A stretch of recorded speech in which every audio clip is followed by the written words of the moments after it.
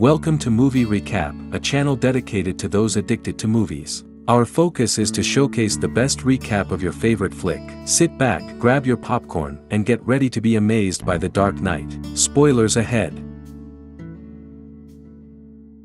The movie, which takes place about 10 months after the first one, opens with the psychotic Joker, dressed as Bozo, and 5 of his clown-masked henchmen. Grumpy, Chuckles, Happy, Dopey, as well as a nameless bus driver. Each henchman repeatedly betrays and murders the other for a bigger share of the loot. The Joker is ultimately the only survivor. He emerges from behind the Bozo mask to the bank manager and then takes the money for himself. Just as the police arrive, he jumps into a school bus and drives off after stuffing a smoke grenade into the bank manager's mouth and detonating it. That evening, a drug trade or meeting involving the Chechen and his thugs and the Scarecrow and his goons is interrupted by numerous Batman impersonators who are equipped with pistols. When the actual Batman appears, he successfully subdues everyone. The Chechen manages to escape despite being viciously bit and repeatedly struck by Rottweiler dogs in his armor's weak areas. Bruce Wayne is forced to decide whether to buy a new, more adaptable set of armor after suffering such wounds during the encounter.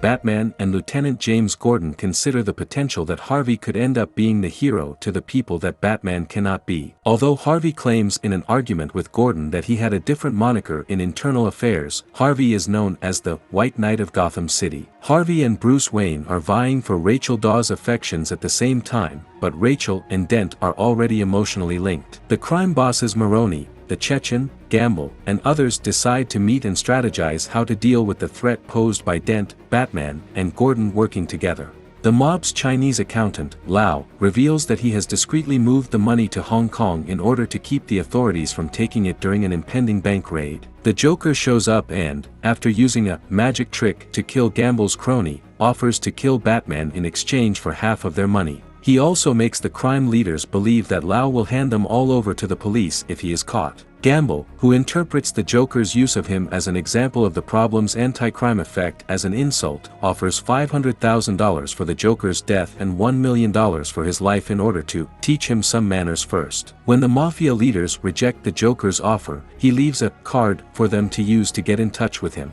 The extremely adjustable and agile equipment for Bruce's suit is provided by Lucius Fox as a result of his realization of the danger and the necessity of eliminating Lau and locating the mob money. A newly created helmet that allows Wayne to turn his head and arm gauntlets that can project protection spikes are also a part of Batman's new suit of armor. 3 guys appear at Gamble's headquarters in the meantime, claiming to have killed the Joker and placing his body on the pool table while doing so. Their scheme succeeds as the Joker appears from the bag still alive. He kills Gamble by putting a knife in his mouth. He then commands Gamble's warriors to engage in a life-or-death struggle to stand at his side. Then, taking the suit with him, Lucius goes to Hong Kong with Bruce and gives him a sonar gadget that can latch onto cell phones and send out a visual image of the area around the phone. Bruce believes Lau's investment company is illegal based on their profits, therefore it would appear that they have come to an end negotiations between Wayne Enterprises and Lau's investment firm. That evening, Batman, dressed in his new outfit, is able to break into Lau's workplace, disable the security, and escape with Lau.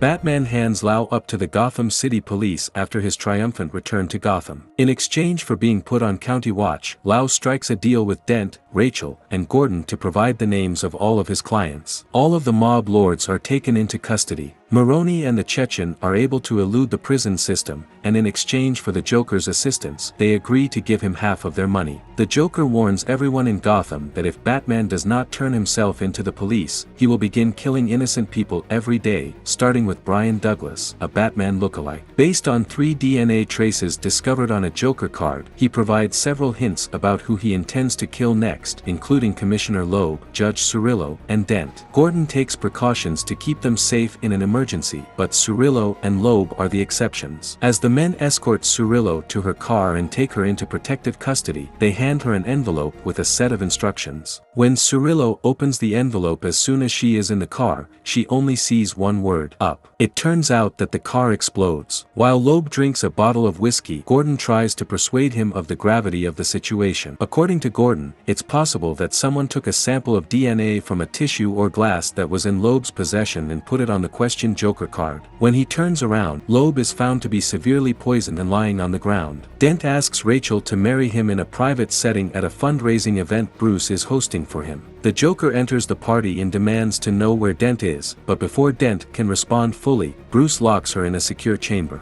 After frightening a visitor who, in his opinion, resembles his despised father, the Joker rushes to Rachel and assumes she is Dent's romantic interest when he can't find him. However, she fights him off. Finally, Batman shows up and defeats the Joker and his goons. The Joker eventually flees after dropping Rachel out of the skyscraper, and Batman ends up saving Rachel's life. A public service tribute for the late Loeb is held the next day. Beforehand, in Melvin White's apartment, the Joker and his goons strip the ceremonial arms of their uniforms, tie them up, blindfold them, and gag them. During the 21-gun salute at the ceremony, the Joker and his goons shoot at Mayor Garcia as they are all dressed as the ceremonial arms. Garcia is saved after Gordon leaps in front of him and is shot in the back. The Joker and his crew are sucked into the wild violence that breaks out at the memorial. One of them is Thomas Schiff, paranoid schizophrenic who was shot by the police and is on the verge of being taken into custody while shackled in an ambulance. By taking over the ambulance, Dent is able to apprehend Schiff and question him about the Joker.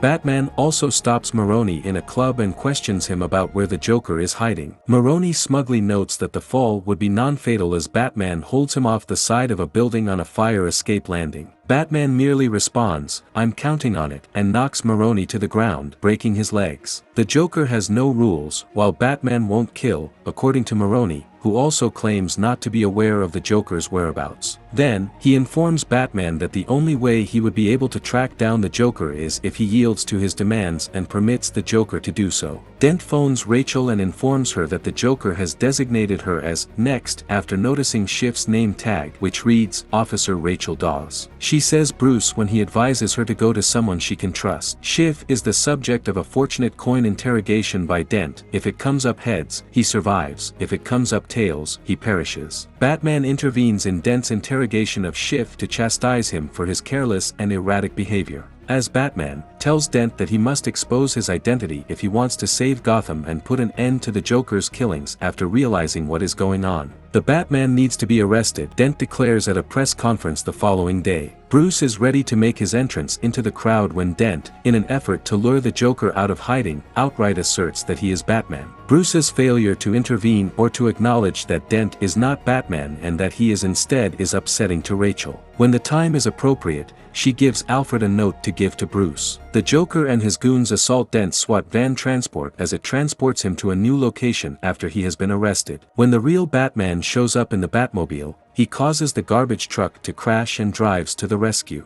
While Dent is being transported, the Joker makes several unsuccessful attempts to murder him. He then shoots an RPG at Dent's vehicle, but the Batmobile deflects the round and causes it to crash, suffering permanent damage. The Batpod, which protrudes from the front of the self-destructing Batmobile, serves as Batman's secondary mode of transportation in this scene. Batman flips the Joker's truck on its side and stops it with cables. Batman is forced to crash in order to avoid murdering them and lies wounded on the ground as a result. The Joker jumps out of the overturned semi and stands in the middle of the road bellowing, "Hit me," at the rapidly coming Bat. The Joker is suddenly apprehended by Gordon, who pretended to be dead while actually operating Dent's transport vehicle. Before being driven home by Detective Wurtz, Dent is freed and praised by the media for his valor. Garcia thanks Gordon for his efforts by elevating him to commissioner. Everything appears to be secure now that the Joker is in jail. Sadly, it is soon discovered that Dent never returned home. The Joker suggests that Wurtz is in charge of Dent's situation when Gordon questions him about what he did with Dent. Gordon, who is frantically trying to save Dent, gives the Joker over to Batman. After brutally questioning the Joker, Batman learns that Rachel and Dent have been brought to different parts of the city, far enough apart for Batman to not have time to save both of them. The Joker acknowledges his cruel point, and Batman must decide which victim to save. Gordon and the cops pursue Dent while Bruce takes off quickly to save Rachel. They were unaware that the Joker had reversed the locations, sending Gordon after Rachel and Batman after Dent. Through an intercom that shows a timer for when their bombs will simultaneously go off, Rachel and Dent may speak while being bound to chairs and surrounded by oil barrels. Both of them give each other assurances that everything will be fine. Dent stumbles while making his getaway, dousing the left side of his face in gasoline. Dent is informed by Rachel that she has accepted his proposal. Batman rescues Dent by showing up at the spot that was supposed to be Rachel's. When both buildings burst, fire burns Dent's left side of the face because he had earlier fallen into oil, severely disfiguring it. Rachel perishes in the explosion because Gordon cannot get to her in time. As he exits his interrogation chamber in the MCU, the Joker tricks a detective into attacking him and then uses him as a human shield. Then, with Lau in tow, he makes his getaway with the aid of a cell phone bomb planted in one of his goons. When Gordon learns that the Joker wants to be apprehended, he becomes upset. Alfred reads the note Rachel left, in which she said that she would wed Harvey and that she was tired of waiting for Bruce. When he saw Bruce in tears, he was going to give it to him but changed his mind. Bruce says he is Gotham's true hero and feels bad for what happened to Dent. Alfred reminds him that Gotham must make do with Batman. Bruce also claims he knew Rachel would have waited for him to cease becoming Batman so they could be together. Dent, who works at Gotham General Hospital, is driven insane by Rachel's death, which he attributes to Batman, Gordon, and the Joker. Gordon wonders why Dent won't accept skin transplants or treatment while suffering severe wounds. Gordon asks Dent whether he knows who kidnapped him, to which Dent responds, "Why would you listen to me now?" Then he commands Gordon to tell him the moniker the police gave him, which Gordon says is Harvey Two-Face. Realizing his error, Maroni informs Gordon of the rendezvous between the Joker and the Chechen at the Gotham docks, and the police prepare to detain the two of them. When Coleman Reese, the attorney for Wayne Enterprises, learns that Bruce is Batman, he decides to announce it on television. In addition to burning Lau, the Joker double-crosses the Chechen and kills him, saying, "This city deserves a better class of criminal, and I'm going to give it to them." Then he publicly declares that killing Batman is no longer important to him because it is too much fun, and that if Reese is not killed to keep Batman's identity a secret, he would blow up a hospital. Gordon is compelled to put the Joker on hold in order to safeguard Reese and evacuate all the hospitals. The rapid evacuation of all hospitals begins, and Gordon, with the aid of Bruce, is able to save Reese from being killed by enraged bystanders. Joker shows up at Gotham General dressed as a nurse in order to manipulate Dent. The Joker persuades Dent to wreak revenge on the police, mobsters, Gordon, and Batman for killing Rachel while he is confined to bed and unable to move. Dent also decides the Joker's fate using a double-headed coin that has some scarring on it. The fact that the Joker escapes from the hospital alive suggests that he obtained the right side of the coin. The Joker blows up the hospital while robbing a bus full of medical staff members, including physicians, nurses, surgeons, security guards, and patients, while Dent flees under the guise of Two-Face. The Joker declares on television that he will rule the streets and that anyone left in Gotham at nightfall will be subject to his rule.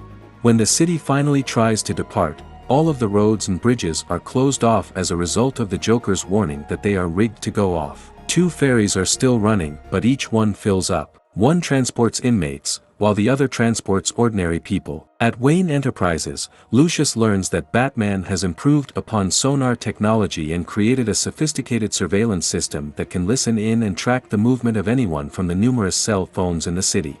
Lucius agrees to assist by keeping an eye on the sonar, but he threatens to resign if the device is not destroyed once the Joker is gone because this effectively goes against what Bruce believes in. The Joker reveals that he has placed explosives on the 2 ferries transporting evacuees, and he offers the people on board the chance to blow up the rival ship in order to spare their own lives. However, he forewarns them that if they don't make a choice, he will blow up both boats at midnight. Batman uses his sonar vision to follow the Joker to the Pruitt Building's building site. Elsewhere, Gordon's family must be let out from their home by Ana Ramirez under the pressure of Two-Face. He calls Gordon and informs him of the situation. Two-Face responds, "Where my family died," in response to Gordon's demand to know where his family is. The Joker has ironically disguised his henchmen as the hostages. Gordon's SWAT team moves in to take out the Joker's henchmen and save the hostages. Thankfully, Batman is able to settle the score and defeat both the SWAT unit and the true villains. The team is able to apprehend the genuine culprits and free the real captives once they realize what is actually happening. Batman and the Joker engage in one last showdown. Batman is able to get rid of the Rottweiler dogs that the Joker sends after him. Batman, however, is repeatedly struck by the Joker, who employs a steel pipe. As midnight comes, the Joker manages to subdue Batman behind a column and makes him watch, but nothing happens because neither the townsfolk nor the prisoners are eager to kill the other. Batman asks the Joker, who is perplexed, "What were you trying to show, that deep down, everyone's as ugly as you? It's just you." But when Batman fires steel spikes from his gauntlet at the Joker, the latter is taken aback and releases his hold on Batman. As the cackling man is being thrown from the building, Batman grabs him with his grappling gun and hangs him upside down, much to the chagrin of the Joker. The Joker admits that Batman is indeed impervious to corruption with this deed, but Dent is no longer the White Knight because he released the scarred man on the city and branded him his ace in the hole. While the SWAT unit moves, Batman departs to find Two-Face. Two-Face attacks Gordon at the scene of Rachel's death and becomes enraged when he notices police pursuing him outside the building. Gordon informs him that they just are aware of the existence of a crisis and have no knowledge of its details. Dent then makes the decision to murder Gordon's son and waits outside the structure. Batman discovers Two-Face and Gordon's family at the location of Rachel's death. The former DA judges those he believes are accountable, including Batman, Gordon, and himself, and judges Gordon's son to punish Gordon even more severely, all through the chance of a coin flip. He tries to reason with Two-Face and tells him to point the gun at the people truly responsible for Rachel's death. But Batman tackles him over the side of the building and saves the youngster before he can decide his own fate. Batman and Gordon decide that the Joker would triumph if anybody knew about Dent's corruption and insanity because people would lose hope while Two-Face lies dead from a broken neck.